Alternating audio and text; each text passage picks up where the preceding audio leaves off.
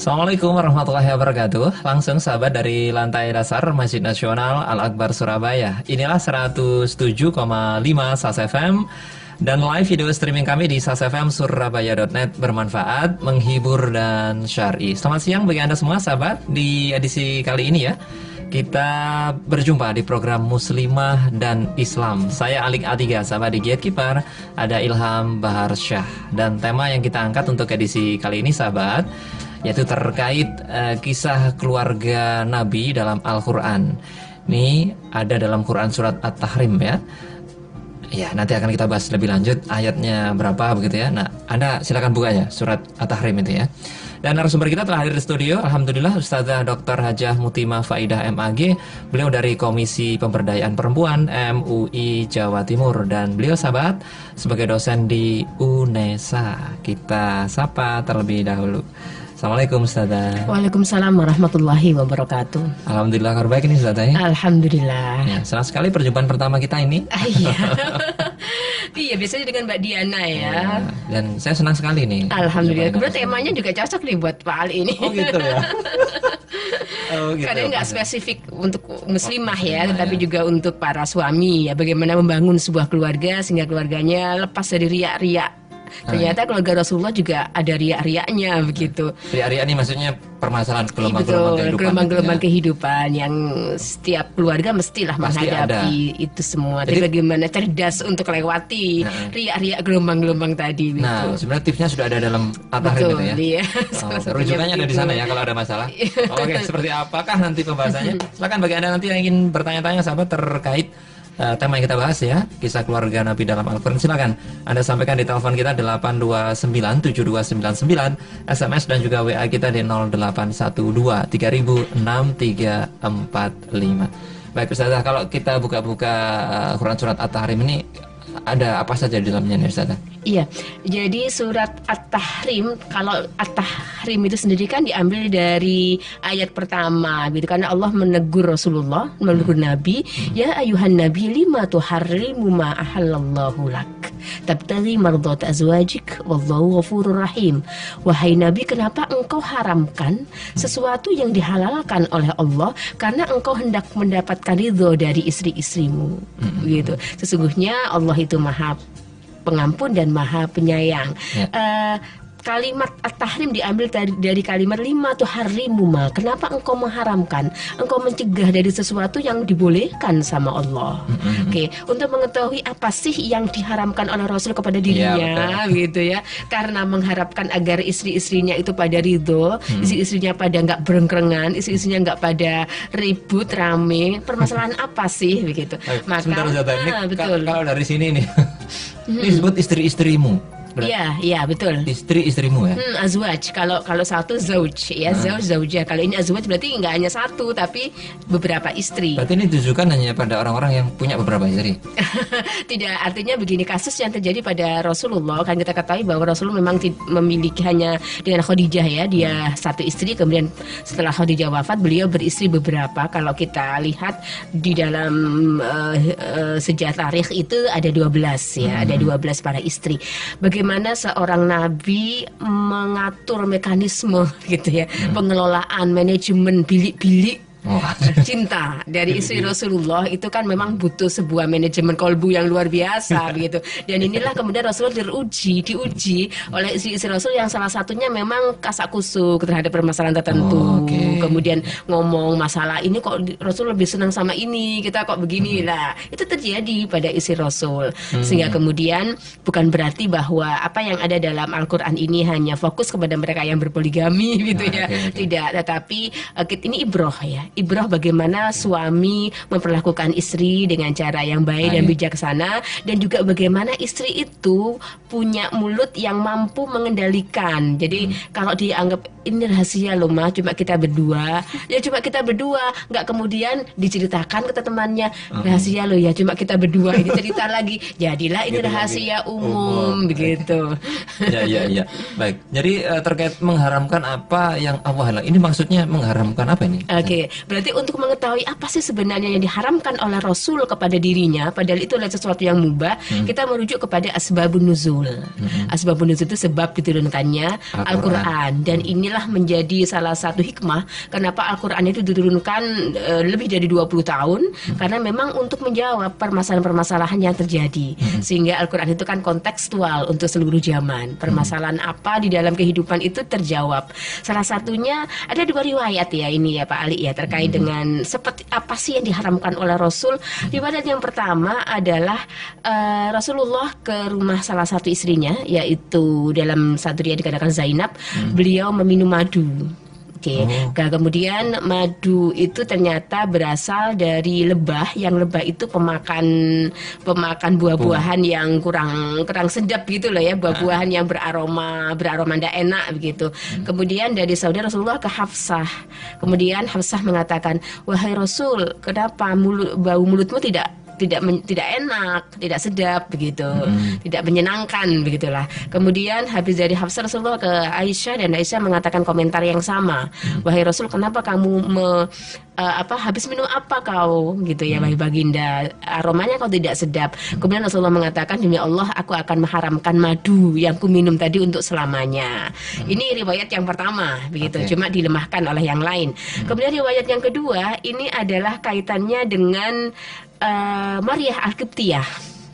Kita tahu Maria Al-Qibtiyah ini salah seorang dari istri Rasul yang merupakan pemberian pemberian dari Raja Mesir. Dia adalah putri seorang Raja Mesir yang diberikan Al-Qibti. Qibti itu kan Mesir, gelar ya, Qibtiyah, kebangsaan Qibti. Ya, itu ada kebangsaan Mesir. Dia adalah putri seorang raja, dan rajanya itu adalah ikut dalam sistem kepemerintahan Islam dalam naungan Nabi. Kemudian mereka takluk kepada kepemimpinan Rasulullah, dan Rasulullah diberi hadiah. Diberi hadiah putrinya, dan akhirnya sang raja itu pun dan pengikutnya akhirnya Islam bisa menyebar di sana. Ini kan pola-pola dakwah zaman dulu kan begitu ya. Pola-pola dakwah salah satunya adalah dengan perbesanan. Gitu. Ya, singkat cerita, Al-Qibtiyah bersama Rasulullah punya seorang putra. Dengan Zainab nggak punya, dengan Saudah nggak punya, dengan Aisyah tidak punya, dengan Hafsah tidak punya ya. Yang punya malah dengan Qibtiyah tadi, yaitu Ibrahim, tetapi meninggal di usia 2 tahun ya. Putra Rasulullah itu yang laki-laki meninggal semua ya, meninggal di usia yang muda. Kemudian Rasulullah namanya juga punya anak ya, dari mungkin juga beliau sayang, beliau memperlakukan sesama dengan istri Rasul yang lain. Rasulullah mengajak Maria itu ke rumahnya Hafsah. Dan Hafsah mengatakan, "Wahai Rasul, kenapa kau ajak Maria ke rumahku?" Begitu. Tidak kau ajak dia, kau bersenang-senang dengan Maria ke rumah istrimu yang lain. Kenapa harus ke rumahku? Gitu. Jadi Hafsah nggak seneng gitu loh. Ini Pak Ali kayaknya paham ya dunia perempuan. Jadi ini kan ada kecemburuan gitu. Ada kecemburuan antar para istri karena Maria tadi diajak oleh Rasul ke rumahnya Hafsah, dan mungkin juga Rasulullah bersendagurau atau bersama-sama, namanya juga istri. Kemudian Hafsah mulai menaruh nggak senang, muka masam, nggak hanya sewot, tetapi juga menyampaikan sebuah statement. "Wahai Rasul, kenapa engkau ajak dia ke rumahku? Kenapa nggak kau ajak ke rumah yang lain aja?" Begitu. Karena Hafsah itu agak marah ya, mukanya masam, nggak senang dengan statement yang nggak mengenakan. Kemudian Rasulullah mengatakan, "Demi Allah, aku haramkan Maria untuk kusentuh selamanya." Gitu ya. Jadi inilah yang kemudian tabtaghi mardhata azwajik, karena ingin mendapatkan ridho dari istrinya tadi, sehingga Rasulullah mengharamkan Maria untuk disentuh, untuk disayang, untuk diperlakukan sebagai seorang istri begitu, karena daripada suaminya rame-rame. Ribut. Kayaknya paham banget ini Pak Ali. Ini ribut gitu ya. Jadi Rasulullah mengucapkan statement itu. Jadi aku haramkan dia. Tetapi statement itu tidak tidak boleh begitu ya, karena Rasulullah Allah menegurnya. Ya ayuhan nabi lima tuharrimu ma ahallallahu lak. Kenapa engkau haramkan sesuatu yang dihalalkan oleh Allah? Tabtaghi mardhata azwajik, karena engkau ingin mengharapkan ridho dari istri-istrimu yang lain. Kenapa istri-istri yang lain? Ini Aisyah cerita, ini harus cerita ke Aisyah. Jadi berita ini nggak Menyebar ke istri-istrinya. Iya, Oke. betul. Begitu. Jadi terjawab ya, kenapa kok nggak satu istri ya, azwaj ya. Jadi Hafsah kemudian ngomong ke Aisyah gitu. Wahai Aisyah, anak Nabi datang ini kan, begitu cerita. Akhirnya Nabi mau mengharamkan itu Kiptiah, tidak akan disentuh gitu. Singkatnya begitulah. Gitu ya. Jadi ceritanya seperti itu. Betul. Jadi ibrahnya kalau kita dalam konteks kehidupan sekarang dari ayat 1 ini. Dari ayat 1 ini ya, ibrahnya yang ingin perlu kita ambil yang pertama adalah para istri. Ini mengenai para istri itu pertama ya, para istri hendaklah kemudian mereka mampu memahami begitu ya, memahami kelebihan dan kelemahan suaminya. Janganlah kemudian menuntut sesuatu yang memang itu di luar kemampuan sang suami. Termasuk misalkan memang suaminya berpoligami gitu ya. Sesuatu yang tidak bisa dituntut dari seorang suami yang berpoligami adalah keadilan dalam cinta kasih. Karena itu nggak bisa. Bisa ya? Nggak bisa. Yang bisa adalah keadilan dari sisi pembagian materi sesuai dengan kebutuhan masing-masing. Itu memungkinkan. Misalkan yang beranak 3 tentunya beda dong yang nggak punya anak jatahnya. Jadi adil itu kan nggak harus sama kan? Adil itu nggak harus kemudian kalau yang satu dijatah 1 bulannya 2 juta, yang satu 3 juta berarti nggak adil, tidak. Adil sesuai dengan porsinya. Ya, menetapkan sesuatu sesuai dengan mahallah ya, fi mahalihi, sesuai dengan posisinya, sesuai dengan kedudukannya. Begitu. Sulit ya? Kayaknya ada sesuatu ini. Gitu ya Ustaz ya? Jadi Iya. kalau harta oke lah bisa. Kalau harta bisa, kalau pembagian waktu masih bisa, tetapi kalau pembagian hati itu tidak bisa. Pembagian hati bahwa ma ja'alallahu lirajulin qalbaini fi jawfihi. Allah tidak menjadikan seorang laki-laki itu 2 hati dalam dirinya begitu. Keadilan dalam kasih sayang, keadilan dalam hati, keadilan dalam cinta itu tidak bisa. Ya, tetapi ketidakadilan dalam cinta jangan sampai terjerumus kepada wala tamiluna kullal mail fatadaruha kal mu'allaqah. Engkau sangat tidak suka begitu dengan istrimu yang satu sehingga kau biarkan dia terkatung-katung. Fatadaruha kal mu'allaqah. Mu'allaqah itu gantungan. Atau bahasanya adalah kau biarkan istrimu itu terkatung-katung, nggak jelas. Kasihan ya. Kasihan begitu. Kalau Rasulullah apakah terjadi begitu juga? Kalau Rasul kan melakukan gilir gitu ya, melakukan pembagian waktu, pembagian jatah, pembagian hari dan sebagainya. Kalau isi Rasul, kalau kasih sayang memang Rasulullah selalu menyebut Khadijah kan begitu. Bahkan di depan Aisyah pun Rasulullah nggak bisa mengelak bahwa beliau mengingat Khadijah, dan Rasul mengatakan siapa yang bisa menandingi Khadijah? Dia satu-satunya yang memberikan aku keturunan kan begitu ya, yang sampai sekarang, dan ini cinta pertama kan begitu ya. Jadi dengan isi Rasulullah Khadijah tidak bisa tergantikan begitu. Ini contoh, tetapi bahwa kemudian Rasulullah tetap adil. Di situ ada Aisyah, di situ ada Hafsah, di situ ada Saudah, ada Zainab, ya, ada Maimunah dan sebagainya. Tetap adil dalam segala hal ya tentunya. Iya, tetapi tidak dalam hati kan begitu ya. Agak sulit ya. Dalam hati memang Allah mengatakan begitu. Sudah gitu ya. Iya. Oke, baik. Kita akan jeda sebentar ya saudara ya. Baik. Kita akan istirahat sebentar sahabat ya di catatan informasi, dan bagi Anda yang ingin bertanya bersama kami sahabat terkait tema kita bahas kisah keluarga Nabi dalam Al-Qur'an surat At-Tahrim ya. Silakan Anda buka suratnya juga. Nanti kita bahas bersama-sama ya bersama Ustazah Mutimah Faidah MAG. Telepon kita bagi Anda yang bertanya sahabat seperti biasa, teleponnya tetap ya 8297299. SMS dan WA kita 0812-306345. Sahabat muslimah dan Islam, masih panjang perjalanannya dan kami akan kembali setelah yang berikut ini.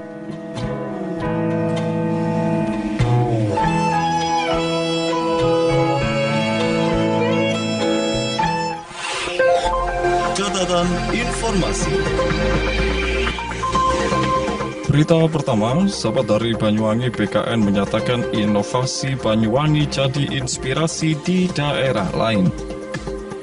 Kepala Kantor Regional 2 Badan Kepegawaian Negara atau BKN Surabaya, Tauhid Jatmiko berharap sejumlah inovasi yang dilakukan oleh Pemkab Banyuwangi bisa menjadi inspirasi bagi daerah lain untuk berlomba-lomba melakukan perbaikan. Sementara itu, sahabat Kepala Badan Kepegawaian Negara Republik Indonesia, Rima Haria Wibisono mengatakan, kepala daerah memiliki peran besar untuk mendorong peningkatan profesionalitas aparatur sipil negara, terutama dalam bentuk tim kerja yang solid. Menurut Bima, sahabat pemimpin memiliki peran yang besar dalam menciptakan birokrasi yang profesional. Bima mengatakan, peringkat indeks kinerja pemerintah Indonesia masih perlu terus dipacu sehingga bisa sejajar atau bahkan melampaui negara lainnya. Bupati Banyuwangi Abdullah Azwar Anas, sahabat, mengatakan kesolidan birokrasi memang menjadi kunci bagi suksesnya program pemerintah. Salah satu kendala utama di birokrasi selama ini adalah kuatnya ego sektoral. Seperti jika ada program Dinas A, maka Dinas B sangat susah dalam membantu. Berita terakhir, sahabat dari Jakarta, KPAI minta orang tua aktif awasi jajanan anak-anak. Wakil Ketua Komisi Perlindungan Anak Indonesia Susanto meminta orang tua untuk aktif mengawasi jajanan yang dikonsumsi anak-anak menyusul pernyataan Badan Narkotika Nasional tentang makanan yang telah dicampur narkoba. Selain itu, sahabat Susanto juga meminta orang tua untuk memberikan pemahaman kepada anak-anaknya agar tidak mudah menerima makanan dan minuman sembarangan, apalagi dari orang yang tidak dikenal.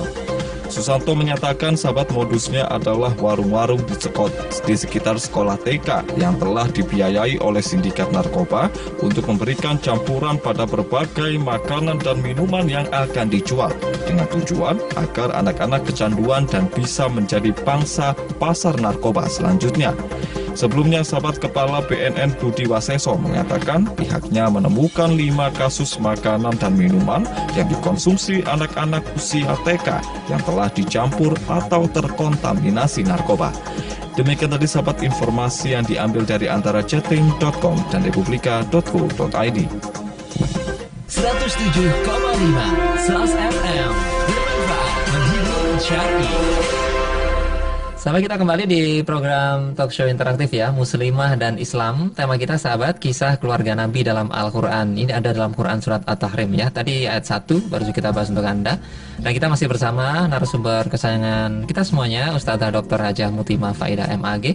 Beliau dari Komisi Pemberdayaan Perempuan MUI Jawa Timur dan juga dosen di UNESA. Bagi Anda yang bertanya, terbuka sahabat 8297299, SMS dan juga WA di 0812306345. Jadi istilahnya ayat 1 tuntas nih ya Ustazah.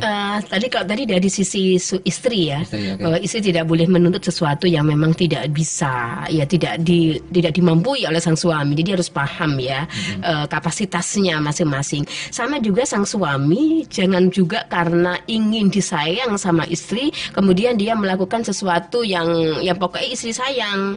Misalkan ini yang sering terjadi urusan dengan hubungan atau interaksi dengan mertua. Misalkan istri tidak cocok nih dengan mertua. Kemudian suami karena kepingin disayang sama istri, ya udah wes aku gak akan mulai misalkan. Ya udah wes aku gak akan pulang ke ibu atau gak akan sambang atau ya apalah. Ini kan sesuatu yang tidak diperbolehkan begitu. Jadi untuk mendapatkan cinta seorang istri, kalau istri itu memang nggak tepat, maka peran ar-rijalu qawwamuna harus dilakukan sebagai seorang pemimpin, pengayom, pelurus kan begitu.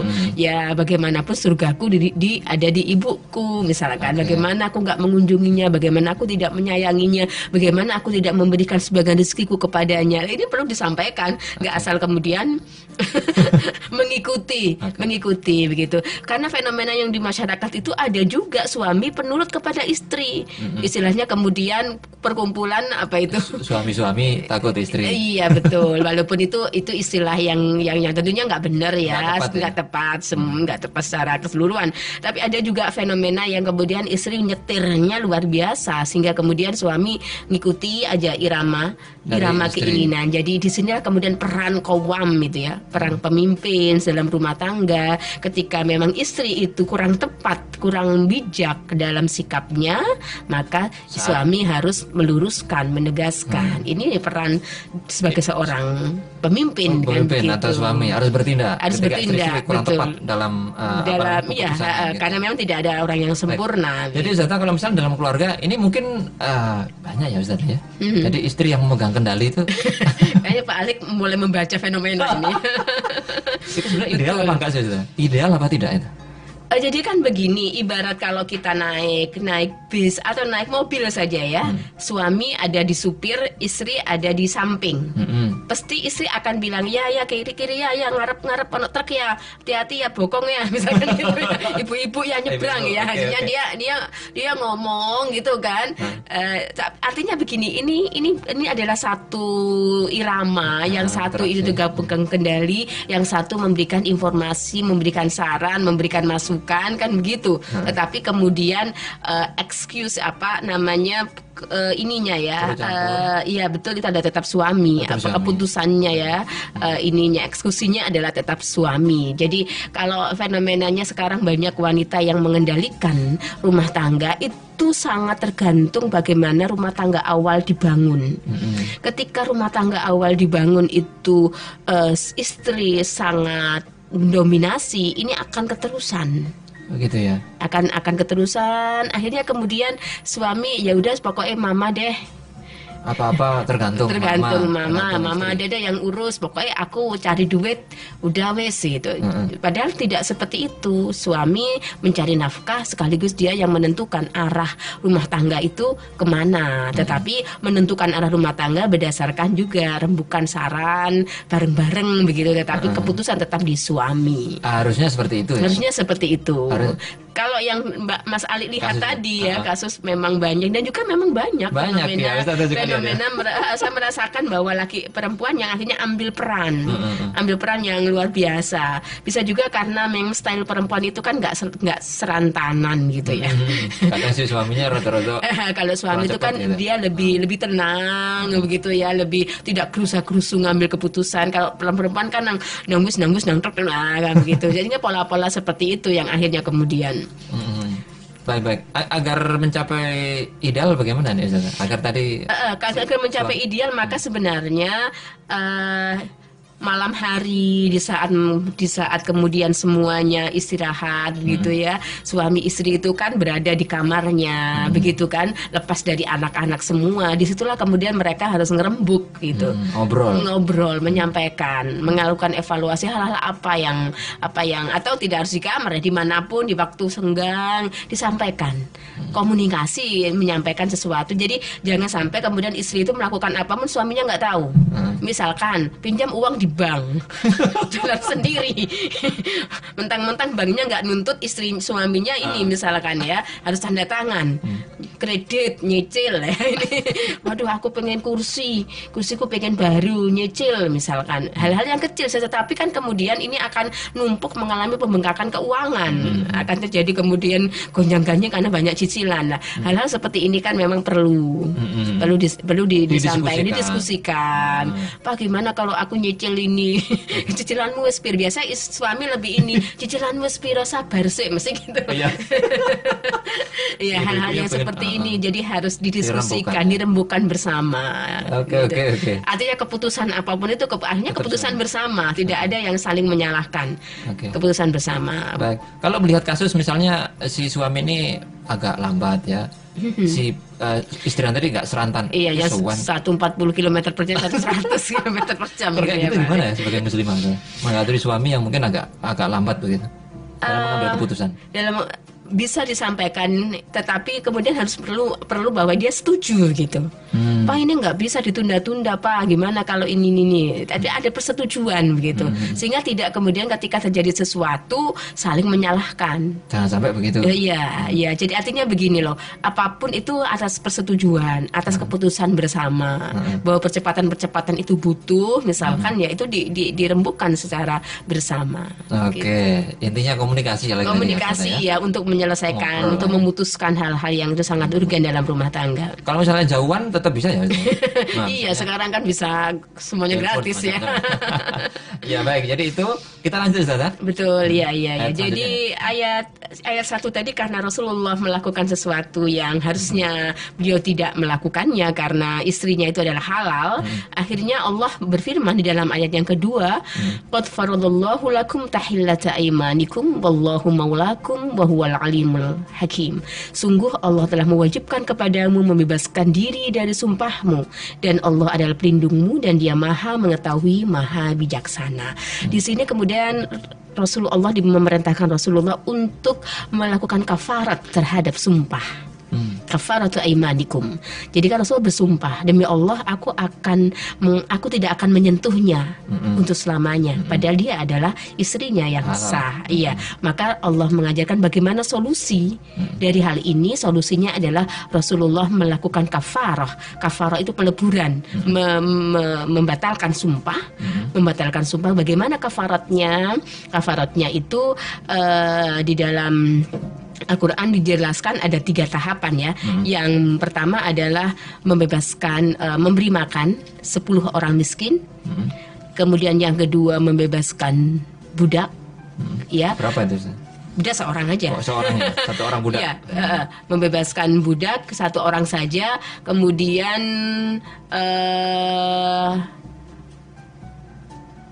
puasa 3 hari. Fasyamu salasati ayyam.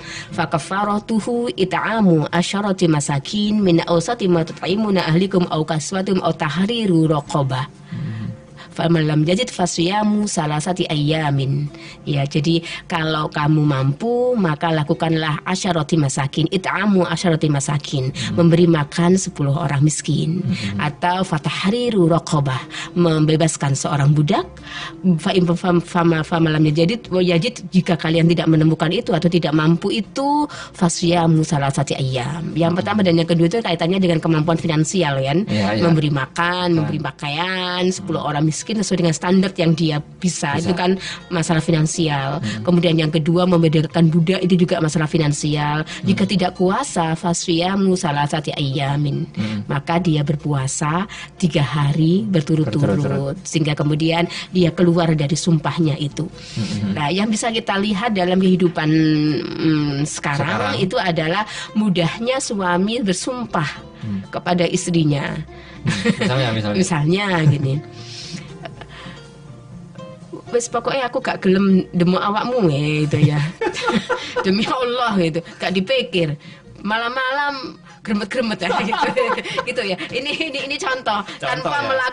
melakukan kafarah gitu ya. Jadi dia bersumpah nggak akan menyentuh gitu. Padahal kalau sudah seperti itu kan bisa jatuh tolak kan, pemaknaannya kan begitu. Itu kan kiasan kan. Aku tidak menyentuhmu itu kan kiasan. Padahal dia mengatakan murung-murung nggak sidok dalam tidak semudah itu. Nah, makanya ketika kita sudah mengambil asma Allah dalam sebuah kata-kata kita, apakah itu demi Allah, wallahi dan sebagainya, maka ada konsekuensinya. Ketika sumpah itu diucapkan, kemudian ternyata kita batal, bahwa tadi mengucapkan sumpahnya tidak dipikir lebih mendalam, bagaimana cara menggugurkan sumpah tadi? Tadi dijelaskan tadi ada 3 tahap. 3 tahap ya. Kalau bisa kamu it'amu asyarati masakin min awsati ma tut'imuna aw kiswatuhum aw tahriru raqabah. Jadi memberi makan sesuai dengan taraf kemampuanmu. Kamu biasanya makan itu berapa sih? 10.000 misalnya. 10.000 sehari berapa kali makannya kan begitu ya? 3 kali. Jadi 10 fakir orang miskin. Atau kalau enggak budak sekarang enggak ada, atau yang paling lemah adalah fasyamu salasati ayyam. Jadi ini pilihan ya Ustaz ya? Iya, jadi yang pertama, kedua atau yang ketiga. Terakhir ya. Pasti banyak yang pilih yang terakhir itu. Jadi ini imbauan tidak boleh gampang-gampang sumpah ya? Tidak boleh gampang-gampang sumpah. Berarti penting sekali ini Ustaz ya? Iya, jadi mudahkan sekarang itu kan demi Allah gitu. Mudahnya seseorang melakukan sumpah. Padahal sumpah itu memiliki konsekuensi. Artinya Allah ingin mengatakan bahwa jangan kau jadikan namaku itu sebagai pembenar dari perbuatanmu. Ya, itu. Apalagi kemudian kalau sumpahnya sumpah bohong. Ya sumpah bohong misalkan demi Allah aku nggak ngambil kok ternyata ngambil. Ya ini kan sumpah bohong ya, konsekuensinya kan besar. Makanya jangan mudah menggunakan nama Allah itu untuk membenarkan perilaku Jadi kita. kafarat ini tidak hanya terkait hubungan suami dengan istri betul, terkait sumpah-sumpah yang lain juga harus betul, begini ya. Betul, iya. Karena itu adalah kafarat secara umum. Oke. Ininya. Baik. Kita akan jeda sebentar nih ya Ustazah ya. Nanti akan kita lanjutkan kembali. Ini sangat menarik sekali ya. Ini ayat yang terkait ini ayat berapa ini Ustazah? Ini nanti sampai ayat ke-6. Sampai ke-6 ya. Ini terkait dengan pembahasan kita ini. Baik. Apalagi nanti pembahasan sahabat ini semakin menarik lagi ya. Nanti sesi berikutnya kita akan bahas lagi, dan bagi Anda yang ingin bergabung bersama kami sahabat, silakan ya. Anda sampaikan melalui SMS dan juga WA kita di 0812 3006 345. Anda juga bisa sampaikan melalui telepon kita sahabat di 829 7299. Sahabat Muslimah dan Islam tentunya akan kembali setelah yang berikut ini.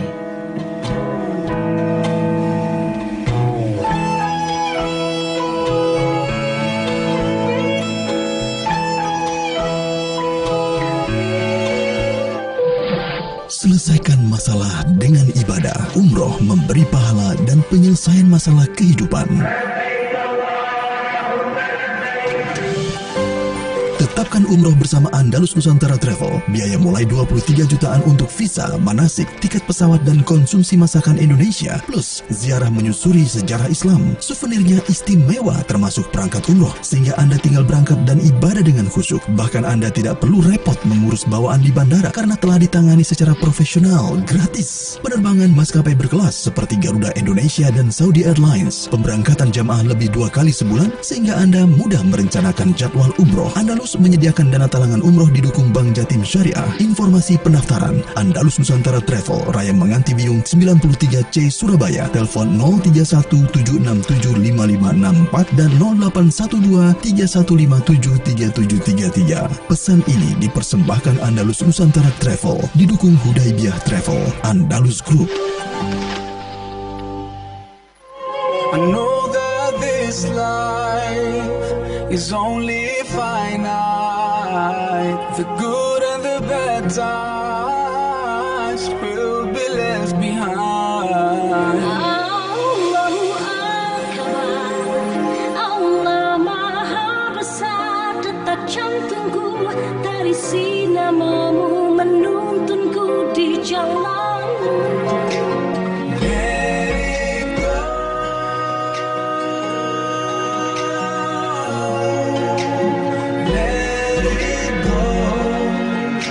Simak lagu Maher Zain dengan Jannah, Rika Roslan, Iga Mawarni, dan Dian HP dengan Rahasia Ilahi, dan Maher Zain dengan Let It Go di Sahas FM. Let it go. 107,5 Sahas FM, bermanfaat, menghibur, syar'i. Baik, kita ke ruang gatekeeper terlebih dulu sahabat untuk update informasi bersama Ilham. Sahabat, dalam rangka menyambut Maulid Nabi Muhammad SAW 1438 Hijriah, Masjid Nasional Al-Akbar Surabaya menyelenggarakan berbagai kegiatan sahabat. Di antaranya ada banyak sekali, ada hikmah maulid, ada tablik akbar, khitan massal, bedah musola, donor darah, dan KB implan yang telah berlangsung pada hari ini sahabat hingga pukul 11 siang tadi. Juga akan ada lomba dacil sahabat dan cerdas tangkas tingkat SD dan madrasah ibtidaiyah. Ini pada Sabtu tanggal 21 dan 28 Januari 2017 pukul 8 pagi sahabat hingga selesai di Masjid Al-Akbar Surabaya. Dan acara ini diselenggarakan oleh Masjid Nasional Al-Akbar Surabaya, didukung oleh Arafah Mina, Bas Jatim, BKKBN, Palang Merah Indonesia, dan Radio Sahas FM, bermanfaat, menghibur, dan syar'i.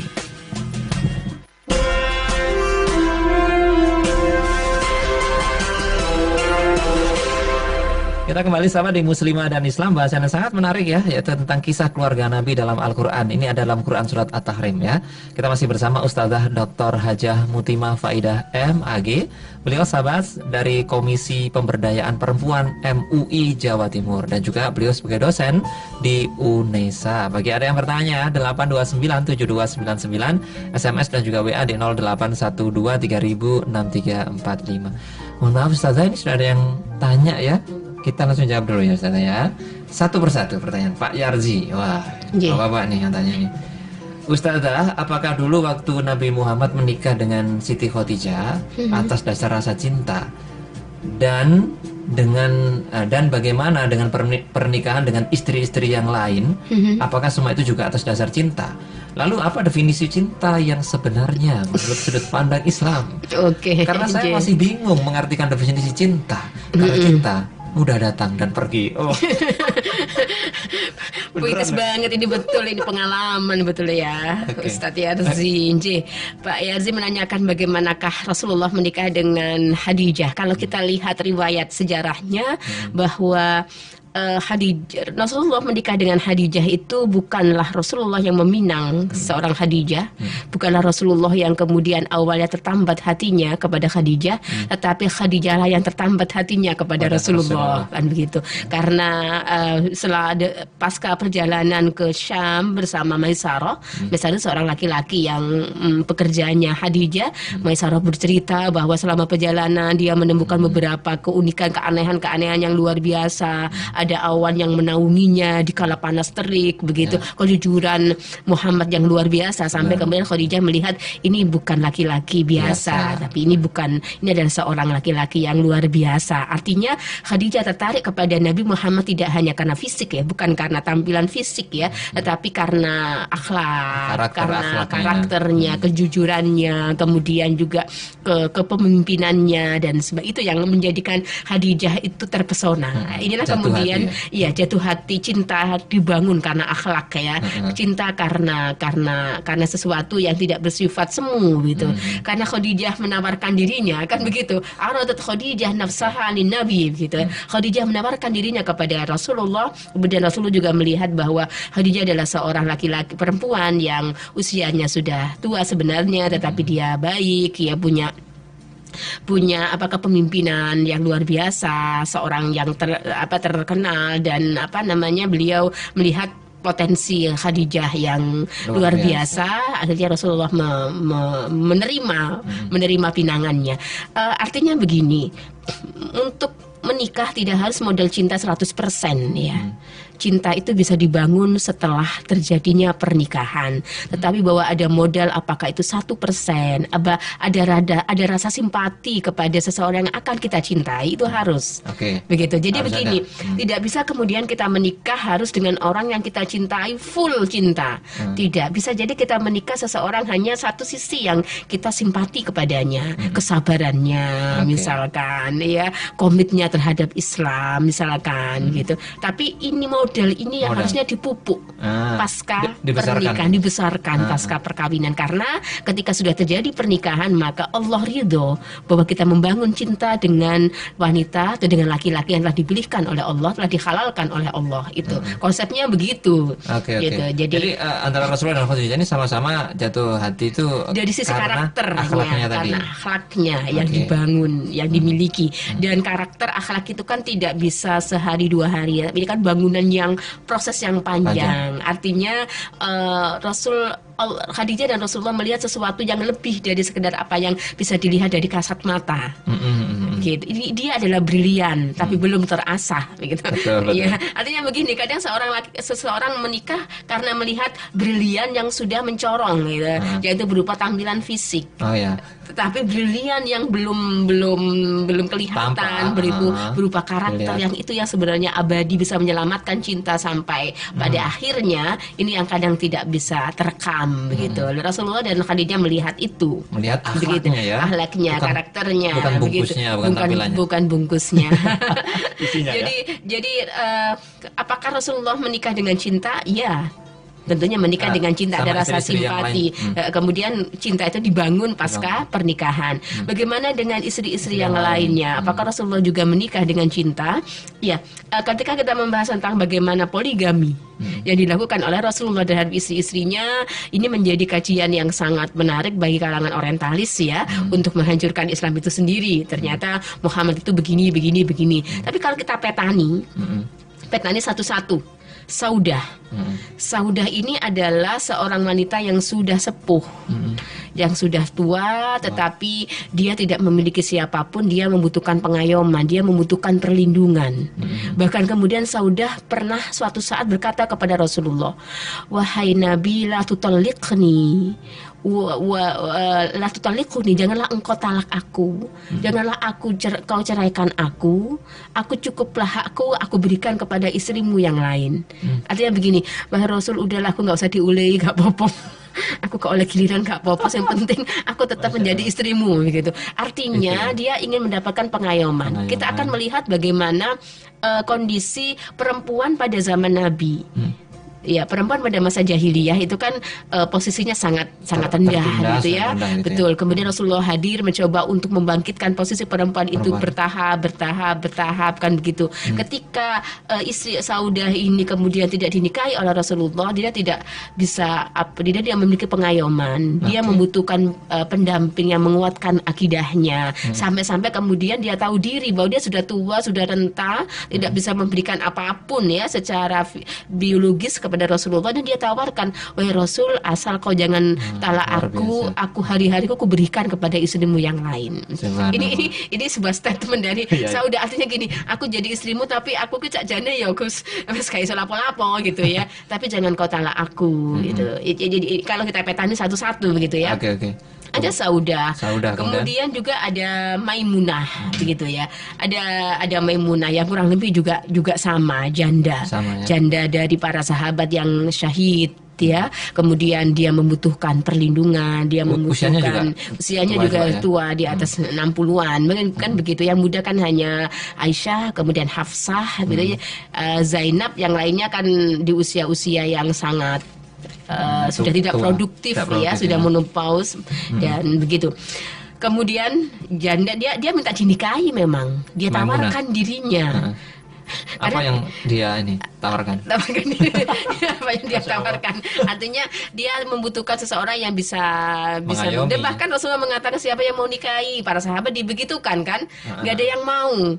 Pada tolak-tolak begitu, akhirnya Rasulullah menikah. Gitu iya, membutuhkan pengayoman, membutuhkan perlindungan di saat Islam masih mulai merangkak gitu ya. Kemudian banyak perlawanan dari kalangan kafir Quraisy. Kemudian wanita-wanita ini kalau tidak dinikahi, dia akan akidahnya juga akan membahayakan dari sisi keyakinannya. Dia akan jatuh kepada wanita laki-laki yang tidak seagama. Dan mereka nggak mau begitu. Mereka ingin mendapatkan pengayoman, mendapatkan perlindungan begitu.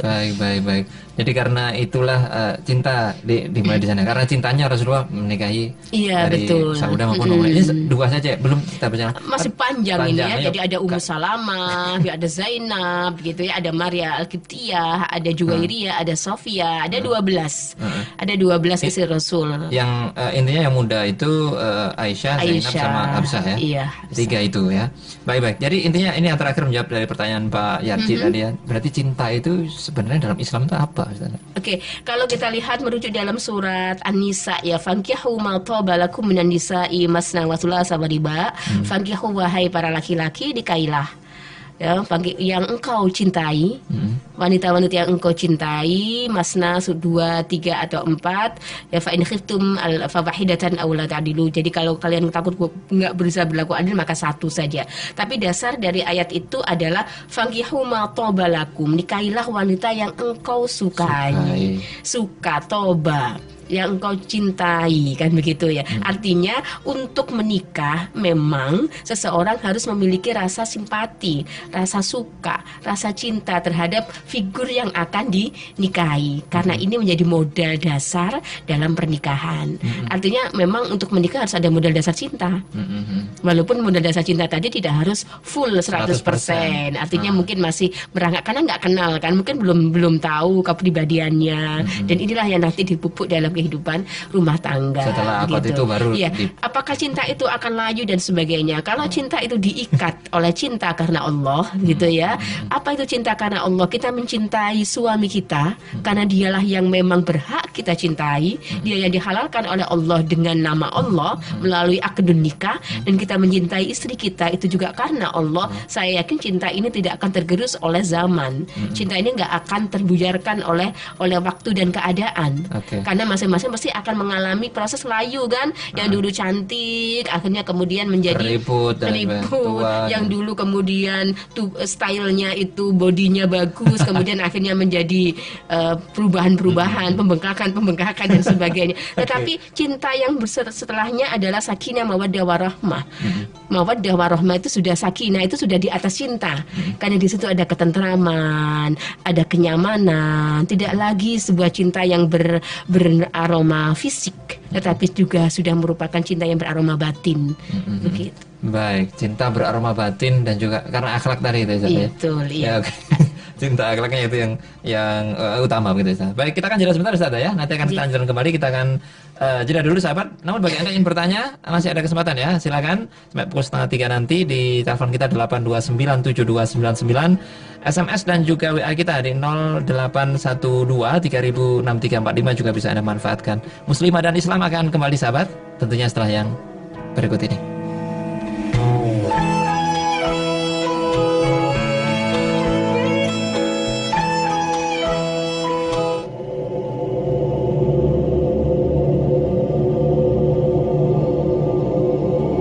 Bismillahirrahmanirrahim.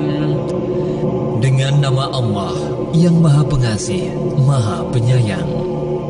Alam nashrah laka sadrak. Bukankah kami telah melapangkan dadamu, Muhammad? Wa wada'na 'anka wizrak. Dan kami pun telah menurunkan bebanmu darimu.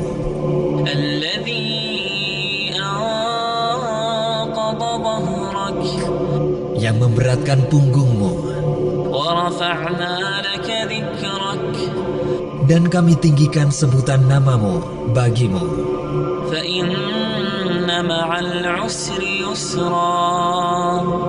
Maka sesungguhnya bersama kesulitan ada kemudahan.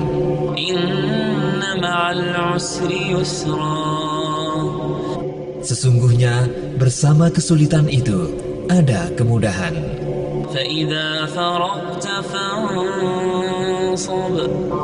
Maka apabila engkau telah selesai dari sesuatu urusan, tetaplah bekerja keras untuk urusan yang lain. Dan hanya kepada Tuhanmu lah engkau berharap.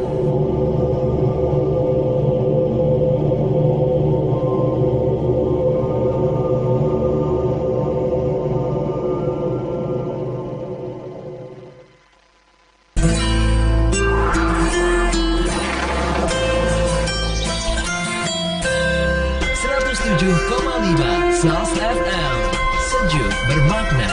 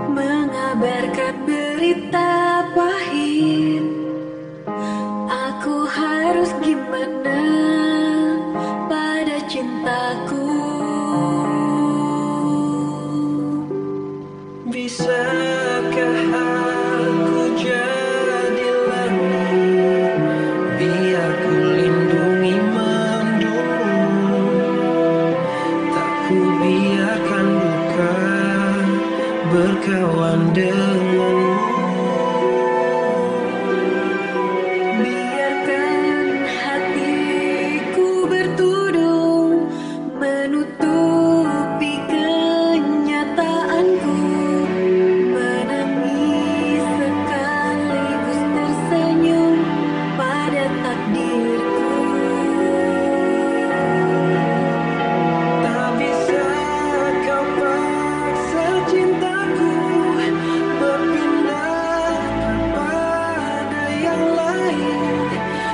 sampai nafasku habis.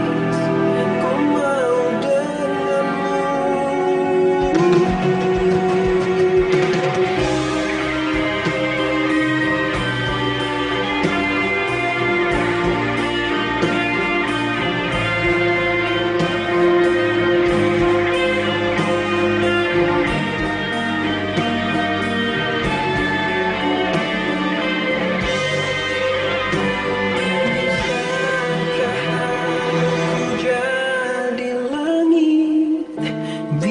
Ku lindungi mendungmu, tak ku biarkan duka berkawan denganmu.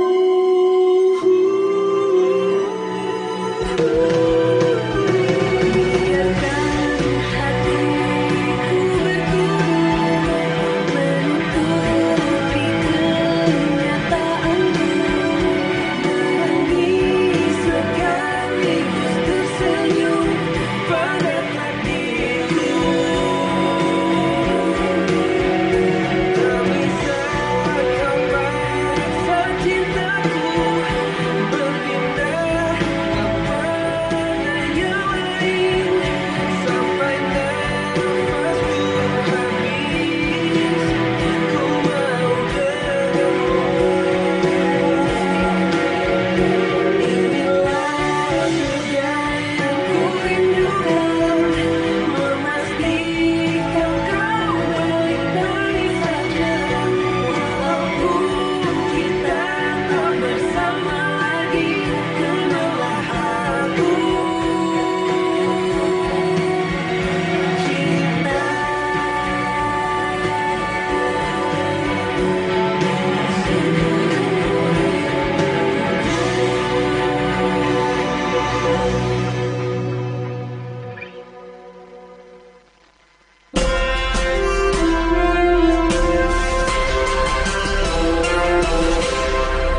Kita kembali sahabat ya di Muslimah dan Islam. Tema kita kisah keluarga Nabi dalam Al-Quran. Ini adalah Al-Quran surat At-Tahrim ya. Dan kita masih bahas ayat 1 dan 2. Kita masih bersama Ustazah Dr. Hajah Mutimah Faidah MAG. Beliau dari Komisi Pemberdayaan Perempuan MUI Jawa Timur dan juga dosen ya di UNESA. Telepon kita bagi Anda yang bertanya 8297299, SMS dan juga WA 0812306345. Ustazah, sepertinya untuk ayatnya kita tahan dulu Ustazah ya sampai 2 ini karena banyak yang bertanya nih. Iya, Dari Pak Yarji sudah ya Pak Yarji ya. Kita lanjut ke Bu Suriyah yang bergabung. Assalamualaikum Ustazah. Waalaikumsalam warahmatullahi. Mau tanya ini bagaimana hukumnya jika ada suami yang suka bolak-balik menikah dan setelah punya anak dia tidak tanggung jawab menafkahi, sehingga di sana sini ada istri dan anaknya, sana anak ada anak, di sini ada istri kita. Nah faktanya ini banyak yang dilakukan oleh orang, oke, kita nggak perlu nyebut M, inisialnya Ma, nah itu orang suku lah. Dan karena dampak nikah siri yang sangat gampang. Nah ini bagaimana Ustazah? Iya, baik. Jadi ketika Allah memberikan kebolehan, kita harus pahami bahwa poligami di dalam Islam itu bukan sebuah keharusan, bukan juga sebuah kewajiban, bukan juga sebagai sesuatu yang sunnah, tetapi itu adalah sesuatu yang boleh. Ketika hukum itu boleh itu berarti bukan harus dilaksanakan. Boleh itu kan berarti tidak boleh juga belum nggak diambil kan begitu. Kenapa Allah memberikan sebuah kebolehan? Karena sebenarnya Allah memiliki sebuah hukum yang jami' mani. Artinya jami' itu mampu memberikan solusi atas problem-problem yang ada dalam kehidupan rumah tangga.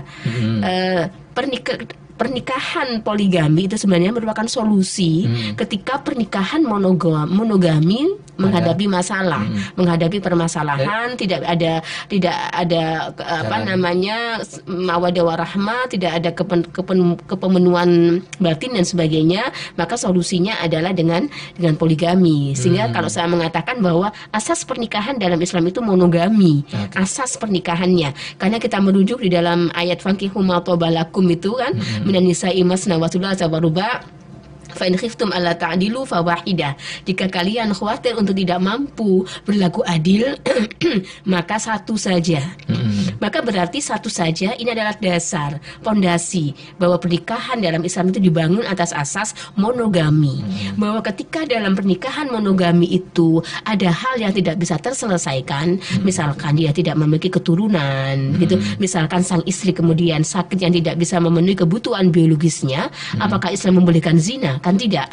Kan begitu. Ketika istri tidak bisa memenuhi kebutuhan biologisnya karena kondisi tertentu, maka solusinya bukan beli, bukan jajan, bukan kemudian sewa, bukan kemudian cinta satu malam, begitu ya, kontrak dan sebagainya, maka menikahlah. Dan itu adalah solusi, kan begitu. Sehingga kalau kita melihat dari sudut pandang ini, maka sesungguhnya poligami itu memiliki hikmah tasyri' yang luar biasa, hikmah hukum yang luar biasa, karena dia memberikan solusi atas pernikahan monogami ketika itu ada problem yang ada di situ. Nah, fenomena yang ada di tengah masyarakat itu akan kemudian menonjolkan poligaminya, kemudian mengakhirkan monogami. Jadi poligaminya itu yang diusung duluan. Akhirnya kemudian bolak-balik nikah dan sebagainya. Nah, fenomena kemudian suami bolak-balik nikah, punya paling bolak-balik nikah ya nggak boleh lebih dari 4 ya, sampai 4 aja kan begitu. Kemudian dia punya anak di mana-mana. Setelah punya anak di mana-mana dia nggak openi. Dia nggak beri nafkah, dia nggak pusing, dia kasih makan apa, kasih pendidikan apa, udah diserahkan kepada istrinya yang ngopeni, begitu. Maka ini adalah kezaliman yang dilakukan oleh seorang laki-laki. Dengan kezaliman itu karena dia menelantarkan istri dan anak-anaknya yang sah, yang dia dinikahi secara sah, maka dia tentunya akan mempertanggungjawabkan ini di hadapan Allah. Oleh karena itu, ketika laki-laki melakukan ini dengan nikah siri, ini yang akhirnya kita bahas ya Mas ya. Jadi pernikahan poligami di dalam hukum Islam itu kan melalui proses dalam hukum Indonesia. Seorang laki-laki ketika sudah punya surat nikah, KTP-nya KTP kawin, kemudian dia mau nikah lagi, dia nggak bisa serta-merta nikah lagi. Dia harus datang ke pengadilan agama untuk meminta rekomendasi bahwa dia boleh nikah lagi.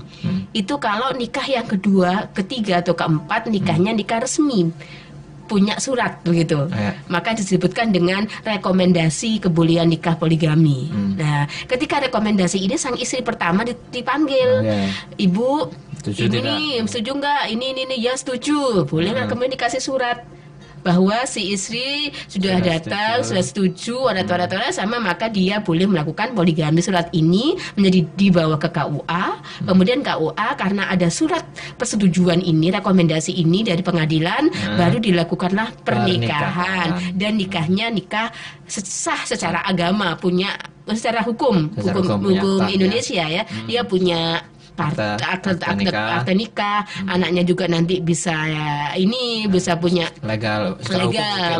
Tetapi kemudian proses seperti ini jarang dilakukan oleh para suami. Kenapa? Karena dia memprediksi istrinya nggak akan mau gitu. Sehingga yang terjadi adalah nikah poligami itu dilakukan secara siri. Artinya secara siri itu nggak usah pakai ke KUA, yang perempuan juga mau, misalkan begitu ya. Cukup ke Pak Mudin atau cukup kepada Pak Yai, yang penting sah secara agama. Akhirnya memang nikah siri ini tidak memiliki kekuatan hukum. Ketika laki-laki itu kemudian bosen nyun sewu ya, kemudian ditinggal, ya udah tinggal aja kan begitu. Dia tinggallah anaknya, dia tinggalkan tanpa kepastian. Sehingga yang penting di sini saya edukasi ya, edukasi kepada para wanita, ya edukasi kepada para wanita untuk tidak mudah mau dinikah siri. Itu dia ya. Iya, para wanita untuk tidak mau dinikah siri begitu. Merugikan. Ya karena akan memberikan dampak sosial, dampak psikologis juga bagi dirinya, bagi anaknya. Nanti kalau dia punya anak tidak memiliki status di negara Indonesia karena kan nanti repot. Pengajuan akte kelahirannya dan sebagainya. Yang dirugikan adalah perempuan ketika terjadi nikah siri. Kecuali kalau misalkan masih kuliah misalkan, bukan poligami ya, kan masih kuliah karena masih belum memungkinkan dan kita yakin bahwa laki-lakinya itu nggak akan macam-macam begitu. Pernikahan monogami ya, pertama dia siri dulu lah biar nggak ada fitnah, itu nggak masalah begitu. Yang penting begini loh, nikah siri kalau memang harus dilakukan, kedua belah pihak itu harus paham gitu. Jangan sembunyi-sembunyi nikah siri tapi keluarga laki-laki gak jelas, nggak tahu ini yang terjadi. Yang namanya pernikahan itu adalah ketemunya nggak hanya dua individu tapi juga dua keluarga. Sehingga kemudian ada proses yang namanya khitbah, lamaran, notok pintu, bawa jada, tradisi begitu penting. Berarti keluarga itu tahu kalau ini dilamar ini nikah dengan ini kan begitu. Nah kalau nikah siri yang terjadi di masyarakat itu kan enggak, wes langsung nang piyai ijenan pokoknya waline ono wes gak rame-rame, keluarga laki-laki nggak ada yang nganter, mau lanang sama istri ijen sok kawin. Repot ini. Iya kan? Karena memang logikanya laki-laki walaupun dia sendiri tanpa membawa keluarga itu bisa nikah. Karena dia tidak harus ada walinya, ya kan begitu. Tetapi bagaimana konsekuensi kehidupan sosialnya? Gitu. Hukumnya tidak boleh ya Bu Surya ya. Sampai kayak gitu ya Bu ya. Iya. Oke, dari kasusnya Bu Surya tadi. Baik, Bu Laksmi berikutnya. Assalamualaikum Ustazah. Waalaikumsalam warahmatullahi. Saya memutuskan menerima menjadi istri kedua. Bukan karena materi, tapi karena saya butuh pelindung dan penanggung jawab. Iya. Dan lagi guru agama saya juga mengetahui dan memahami, tapi saya menjadi bahan ejekan seakan-akan merebut suami orang. Padahal saya selalu support dan mendoakan agar suami dengan istri pertama itu langgeng. Ini pertanyaan harus apa Ibu? Iya, bercerita ya. Artinya begini loh ya, secara sosial masyarakat kita melihat bahwa istri kedua itu negatif. Ini masyarakat ya, kita bicara masyarakat sosial ya. Istri kedua itu jelek. Istri kedua itu pengambil suami orang. Itu sudut pandang masyarakat. Tapi kalau sudut pandang agama tidak. Bahwa ketika dia menjadi istri kedua dia tidak hina selama bahwa dia dinikahi secara sah, dia adalah wanita yang terhormat gitu. Wanita yang selama dia menjaga kehormatannya, menjaga kesuciannya, dia adalah wanita yang terhormat. Tidak hina seorang wanita menjadi istri kedua. Kalau hina bagaimana posisi istri-istri Rasul kalau begitu? Bagaimana Saudah, bagaimana Maimunah, bagaimana Hafsah, bagaimana Aisyah, bagaimana Zainab, bagaimana Sofia, bagaimana Ummu Salamah kan begitu. Tentunya dia wanita-wanita yang hina dong kan begitu. Jadi posisi menjadi istri kedua, menjadi istri ketiga itu bukan posisi yang hina di hadapan Allah, di hadapan agama. Oleh karena itu, ketika memang masyarakat melihat seperti itu, maka ibu harus bersabar karena memang merubah mindset masyarakat itu tidak mudah. Yang penting adalah bagaimana ibu menjadi istri kedua memahami hak dan kewajiban ibu, begitu.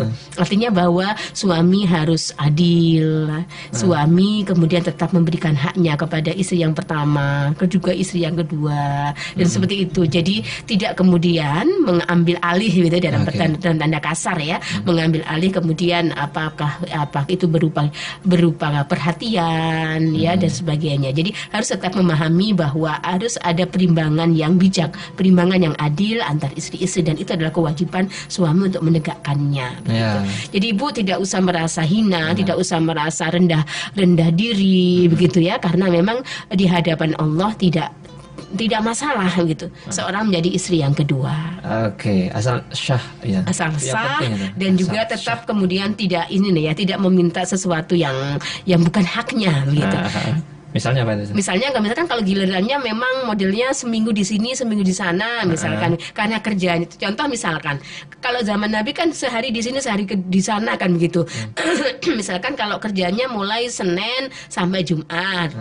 Ya dia pulang ke rumah istrinya yang dekat. Kemudian Sabtu Minggu dia rumah ke istrinya yang rumahnya jauh. Nah ini kan sesuatu yang wajar. Jangan menuntut kemudian setiap hari ke rumahnya yang jauh. Jadi hal-hal yang seperti gitu ini ya, yang perlu dipahami. Oke, ya. Baik, kita akan jelas sebentar Ustazah ya. Kita lanjutkan kembali. Ya menarik sekali ya ini Ustazah bahasanya. Baik, kita masih di program Muslimah dan Islam. Nah ini bagi Anda yang bertanya masih ada satu sesi lagi sahabatnya yang boleh Anda tanyakan di telepon 8297299, SMS dan juga WA kita sahabat boleh disampaikan 0812 3006 345. Tentunya sahabat Muslimah dan Islam akan kembali setelah yang berikut ini.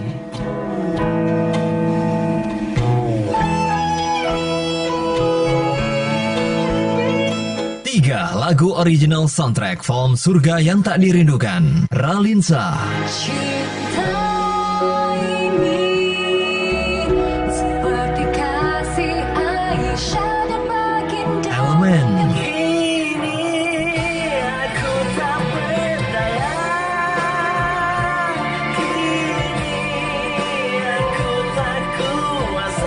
Krisdayanti. Kamu biasa denganku, kamu biasa ada aku. 3 lagu original soundtrack from Surga yang Tak Dirindukan di SAS FM. Biasa denganku. Dahulu, radio hanya bisa didengar. Tapi kini, Radio SAS FM bisa Anda lihat melalui live streaming video kami di www.sasfmsurabaya.net. Anda bisa melihat siaran kami. Lihat dan dengar SAS FM kapanpun, dimanapun. 107,5 SAS FM bermanfaat, menghibur, syar'i.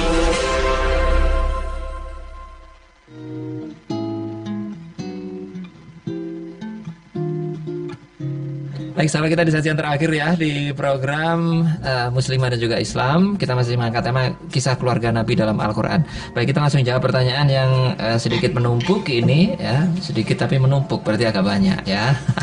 Baik, berikutnya ini yang bergabung dari tidak ada namanya 08214093 sekian-sekian. Assalamualaikum Ustazah. Waalaikumsalam warahmatullahi. Mau tanya bagaimana hukumnya seorang istri berteman akrab dengan teman laki-laki lewat chat? Ya, ini ceritanya bertemu lewat grup WA dan pertemanan ini tidak pernah kopi darat. Nah, ini hukumnya bagaimana?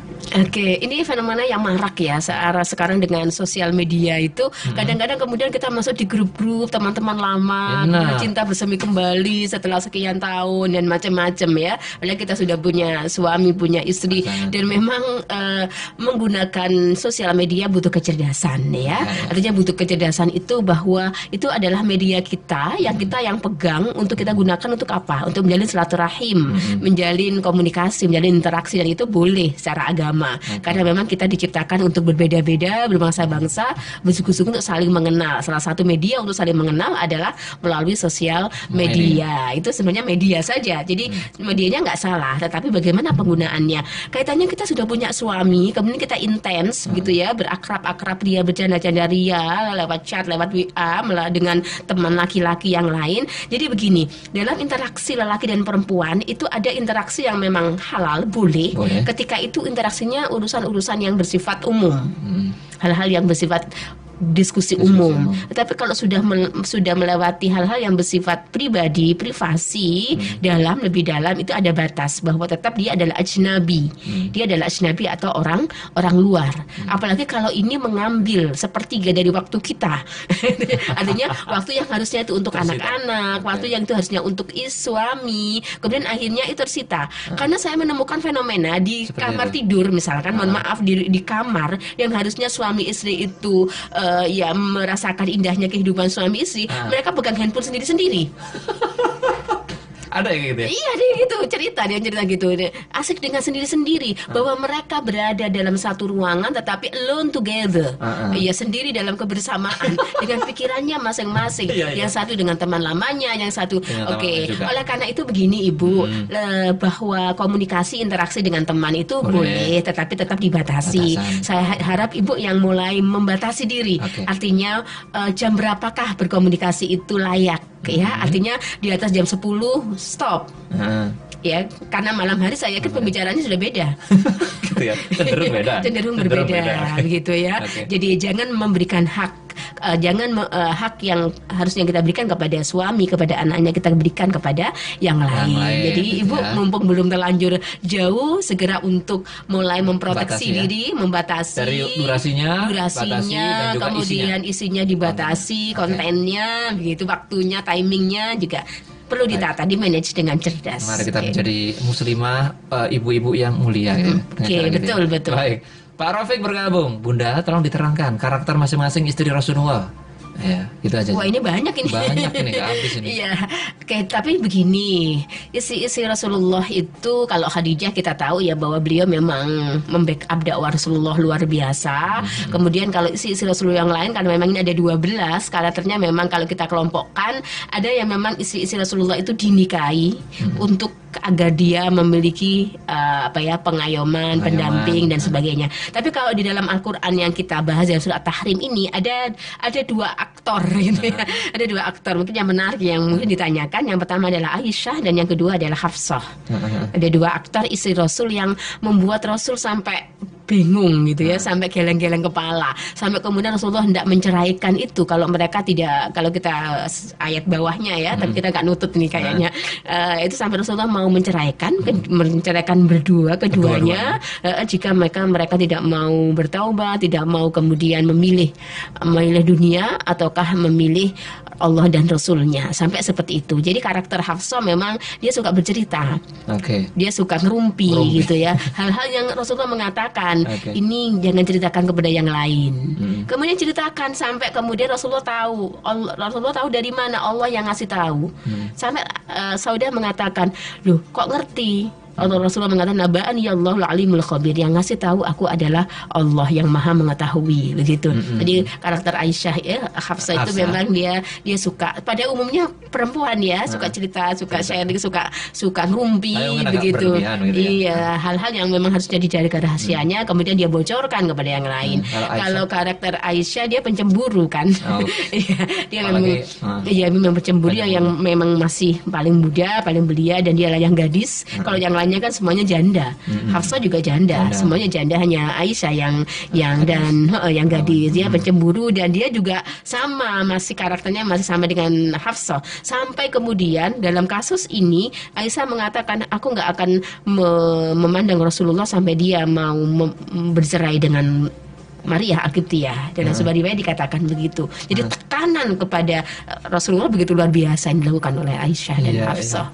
Jadi itu artinya begini, ketika Rasulullah memiliki istri yang seperti itu sebenarnya adalah ibroh ya, ibroh bagi umat Islam semuanya, bahwa sebenarnya dalam kehidupan rumah tangga sekelas Rasul pun Rasulullah diuji dengan para istrinya yang memiliki sifat-sifat seperti itu. Dan itu adalah ujian. Maka dalam kehidupan sekarang ini, bagaimana para suami, para istri ketika memiliki seorang suami yang itu adalah ujian baginya, ketika memiliki seorang istri yang istri itu adalah ujian baginya, bagaimana itu bisa melewatinya dengan cerdas, melewatinya dengan bijaksana. Begitu. Oke, ada di minute dengan bagus ya. Bu Hikmah berikutnya, Ustazah, apakah betul kalau ingin mulia atau keramat dan pangkat, carilah istri yang cerewet? Nah, kata siapa? Jadi dapat dari mana ini? Ada satu ibarat ya, gitu. Di belakang seorang laki-laki yang sukses pasti ada wanita yang luar biasa. Ya. Wanita yang luar biasa bisa diterjemahkan itu adalah ibu, karena doa ibu itu adalah mustajabah. Wanita yang luar biasa bisa juga sosok istri, karena istri itu adalah yang membackup ya, yang memberikan support ketika gulana, dikala sedih. Bagaimana Khadijah itu membackup Rasulullah ketika Rasulullah mendapatkan wahyu yang pertama. Artinya peran istri itu luar biasa. Maka orang Jawa mengatakan garwo kan, segare nyawa. Sehingga kalau dikatakan untuk menjadi keramat dan sebagainya, tidak seperti itu. Tetapi bahwa seseorang yang belum menikah itu seakan-akan separuh lagi, agamanya masih separuh gitu. Kalau dia sudah menikah maka sempurnalah agamanya itu. Artinya dengan pernikahan itu seseorang akhirnya menjadi dewasa, seseorang itu akhirnya memiliki sebuah visi kehidupan yang jauh ke depan. Akan kelihatan seseorang itu lebih mampu menetralisir emosinya dan sebagainya. Seorang suami yang punya istri cerewet gitu ya, saya yakin dia adalah cerdas secara emosional. Iya, istrinya cerewet gitu, laki-laki yang bisa bertahan, bisa ngopeni, dia memiliki kecerdasan yang luar biasa. Kecerdasan itu yang terlatih dalam kehidupan rumah tangga, dalam kehidupan sosial, di kantor, di perusahaan atau di tempat kerja dan sebagainya, itu kan juga diperlukan gitu ya. Jadi kalau statement itu sebenarnya tidak full tepat, begitu, tetapi memang kalau kita lihat bahwa keluarga itu adalah sebuah miniatur pendidikan awal, baik bagi anak, baik bagi suami, baik bagi istri, untuk terjun dalam kehidupan real yang sesungguhnya. Baik, jadi itu Bu Hikmah. Bu Sutin nih bergabung. Andai saya berucap saya akan ngasih orang uang, tapi tidak bilang orang, hanya saya sendiri, dan tidak mengeluarkan kata wallahi, apa termasuk sumpah? Anda tidak memberi apa saya dosa? Oke, kaitannya dengan tadi ya, Tadi sumpah kaitannya tadi. dengan apa Kafarat namanya tadi. kafarat. Kalau kita tidak mengucapkan wallahi, maka itu bukanlah sumpah, tapi itu hanya niat, itu hanya kerentak. Dan ketika kita kerentak niat yang baik, Allah sudah mencatat niat itu dengan sebuah ujroh, dengan sebuah pahala. Apalagi kalau kerentak yang baik itu kita wujudkan, maka alangkah banyaknya pahala yang kita dapatkan, gitu ya, Ya, Bu. ya, ya. Jadi kalau karena itu kerentaknya adalah baik untuk bersedekah, walaupun ibu tidak sumpah, ya, maka akan lebih baik untuk dilaksanakan. Kalau itu bagus. Oke, baik.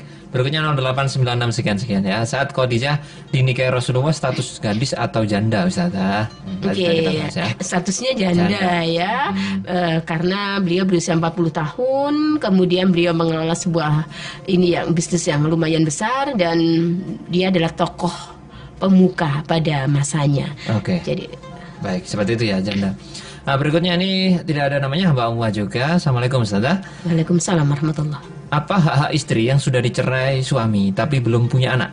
Apakah mantan suami masih wajib menafkahi istri? Terima kasih. Oke, baik. Kalau seorang wanita sudah dicerai, maka akan kita lihat dia talak 1, talak 2, talak 3, atau sudah talak bain, gitu. Kalau masih jatuh talak 1, maka si suami masih berhak memberikan dia memberikan makanan, memberikan sandang pangan, begitu ya.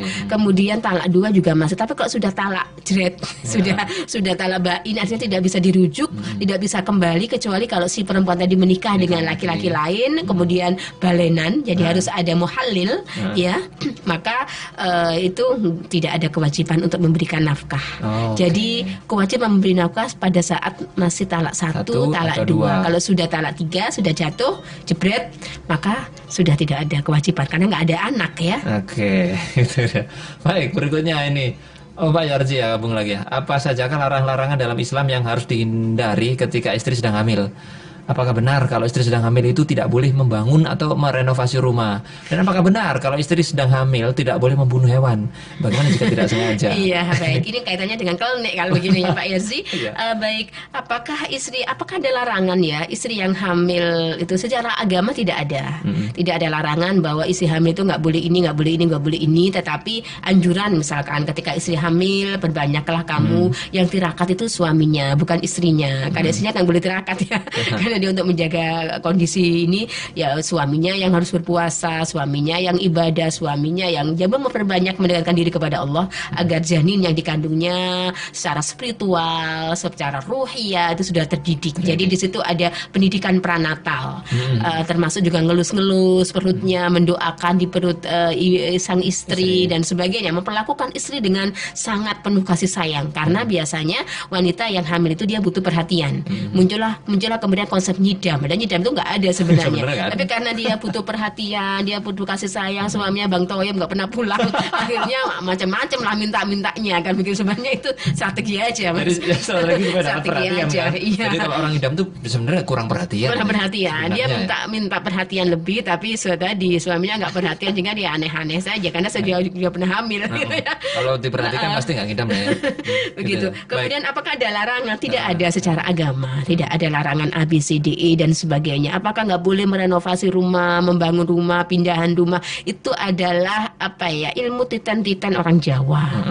Ilmu titen-titen artinya ini aja ya, kan orang Jawa. Sesuatu yang itu diyakini maka itu akan terjadi. Misalkan wis dikandani kok oleh bangun oma, bojomu meteng bangun oma wae. Ya lah makane saiki kedade lah. Ketika itu sesuatu yang diyakini, ana indalluni abdi bi. Aku sesuai dengan prasangka hamba aku kepadaku gitu. Tetapi kalau kita rasionalisasi dari orang Jawa tadi sebenarnya begini, seseorang yang sedang hamil itu kan membutuhkan perhatian. Jangan sampai dia perhatiannya terpecah. Misalkan seorang istri dia sedang hamil, kemudian dia bangun rumah, dia nggak akan tega kalau nggak lihat, nggak nilai. Dia bingung golek genteng, golek Golek potong, apa? golek Tak diurus semen, istri iya. ini, ya. Atau istrinya juga ikut cawe-cawe, mulai cari keramik lah, modelnya yang Wah. ini. Akhirnya kemudian Mungkin menjaga kendaraan. dirinya, Ya. ininya begitu kurang maksimal. Artinya begini, ketika hamil fokuskanlah perhatian itu kepada kehamilan, tidak memecah kepada yang lain. Jadi sebenarnya seperti itu, tidak ada Oke. salahnya juga. Tetapi kalau itu apakah ini larangan agama? Nggak ada larangan, ada. begitu. Oke. Sama juga dengan membunuh hewan, ya. Kenapa sih alasannya membunuh hewan? Kenapa, gitu ya? Kalau tikusnya itu ya nggak apa-apa, begitu. Jadi kalau kita yakini maka itu akan menjadi sesuatu yang terjadi, gitu. Oke, baik. Terakhir ini insya Allah ya. Baik, Pak Rudi ini. Ustazah, apa beda nih nazar dan sumpah? Nazar dan sumpah, ini bedanya. Kalau sumpah itu kan demi Allah aku tidak akan demi Allah gitu ya. Demi Allah aku tidak akan melakukan ini begitu ya, misalkan demi Allah aku akan ya ABCD gitu. Kalau nazar, kalau niatku kecapean, kesampaian, maka aku akan ada sesuatu yang digantungkan. Kalau aku lulus ujian, kalau aku naik pangkat, aku akan umroh misalkan begitu ya. Kalau aku omahku iki tak jual aku akan menghajikan ibuku misalkan begitu ya. Ini jadi dia meniatkan sesuatu dengan menggantungkan keberhasilan sesuatu itu tadi. Nah, sama ya, nazar itu juga harus Tunaikan. karena itu kan niat kita. Jangan sampai kemudian kita kalau nazar. Kalau nadar ya harusnya dia tunaikan, jangan sampai jangan sampai tidak ditunaikan. Kalau nadarnya bagus ya. Kalau nadarnya jelek ya ya jangan gitu ya. Sesuatu yang bagus harus kita tunaikan, sesuatu yang jelek ya tidak usah ditunaikan. Oke. Terakhir ya, ini Ilham ya. Terakhir ya Bu Wati ya. Oke, Yang ya. lainnya di sabar aja, cuma depan gabung ya. Suami saya tidak bekerja, dia membantu usaha saya dalam hal pengiriman. Saya tidak menerima nafkah, cuma keuntungan usaha saya lebih besar dari nafkah ketika suami bekerja. Apakah itu termasuk nafkah suami? Bagaimana Pak Ali? Jadi ini suaminya bekerja, Ustazah. Jadi membantu usahanya dalam hal pengiriman. Jadi kayak yang ngirim-ngirim si istrinya ini Bisnisnya bareng gitu ceritanya ya. bareng. Saya tidak menerima nafkah, cuma keuntungan usaha saya lebih besar dari nafkah ketika suami itu bekerja. Apakah termasuk nafkah suami? Jadi suami mungkin bantu gitu. Jadi mengirimkan barang. Berarti Apa dia gitu? ada musyarakah fil amal ya. Musyarakah fil amal itu ada kerjasama dalam bisnis. Misalkan bakul gorengan ya kan, yang jualan istrinya, tapi yang belanja ke pasar, yang di ini itu suaminya. Atau kan? catering barangkali. Atau catering, misalkan catering yang masak-masak istrinya, yang kemudian antar bagian delivery suaminya begitu. Nah itu bagaimana? Apakah termasuk nafkah dari suami itu? Iya, Iya. karena itu kan nafkah suami. Maka sebenarnya kalau manajemen modern itu dipisah. Manajemen modern itu kan akan dikeluarkan biaya produksi berapa, biaya delivery berapa, Gitu kan ya? gitu. Iya. Sehingga kemudian ketahuan ini gajinya sekian, ini gaji sekian begitu. Sehingga tidak mubeng jadi satu. Dianggap baik duitku kabeh. Padahal itu ada. Iya. Jadi kalau manajemen modern walaupun itu taruhlah dalam satu keluarga itu mereka ada mantu, ada besan, ada ini sama-sama kerja bareng, harusnya dia diporsikan. Tetap ya. Iya, itu adalah biaya produksi. Misalkan Oke. biaya delivery sekian, biaya ini dan itu adalah hak mereka. Kemudian gaji itu dikasihkan kepada Jadi istrinya. kasihkan begitu ya, benar-benar kayak ya. Iya, amplop ya? betul. Jadi Kayak lebih orang baik lain nggak, Ustaz ya? Enggak juga, tapi itu untuk memanage ya, memanage. Jadi saya agar tidak terkesan bahwa iki duitku kabeh, jadi biaya produksi itu dikeluarkan, biaya apapun sehingga ketahuan, akuntansinya itu ketahuan. Oke. Baik. Labanya berapa, ayunya berapa begitu. Tetap begitu ya. Iya, Bisa-bisa lebih baik tadi seperti itu. Pos-posnya Iya, tadi. sehingga ketahuan bahwa ini dia dinafkahi oleh suaminya. Kalau seperti itu merasa bahwa ini duitku kabeh, ya saya yang kerja, jadi muter jadi satu. Oke, baik sudah over nih ya waktunya. Terima kasih Oke, Ustazah. ya lebih nih ya. Lebih baik. Terima kasih Ustazah ya. Ini Insya bahasanya- Allah, insya ini Allah. masih berlanjut sebenarnya sampai ayat 6 ya. Iya, Masih dua. ya mungkin nanti pada 2 minggu yang akan datang kita akan bahas. Insya Allah ya. Gitu, insya Baik Allah. Ustazah, terima kasih ya bahasan ilmunya juga terima kasih mudah-mudahan barokah ini. Amin, amin, Baik, amin. Assalamualaikum, Ustazah. Waalaikumsalam warahmatullahi wabarakatuh. Demikian sahabat penyanyi kami di program Muslimah dan Islam. Tadi kita bersama Ustazah Dr. Hajah Mutimah Faidah MAG, beliau dari Komisi Pemberdayaan Perempuan MUI Jawa Timur dan juga sebagai dosen di UNESA. Terima kasih ya bagi Anda semuanya. Mudah-mudahan apa yang kita bahas ini bisa menjadi manfaat ya bagi kita semua sahabat di kehidupan kita sehari-hari. Saya Alik Atiga, di Gatekeeper ada Ilham Barsa. Pamit sahabat. Assalamualaikum warahmatullahi wabarakatuh.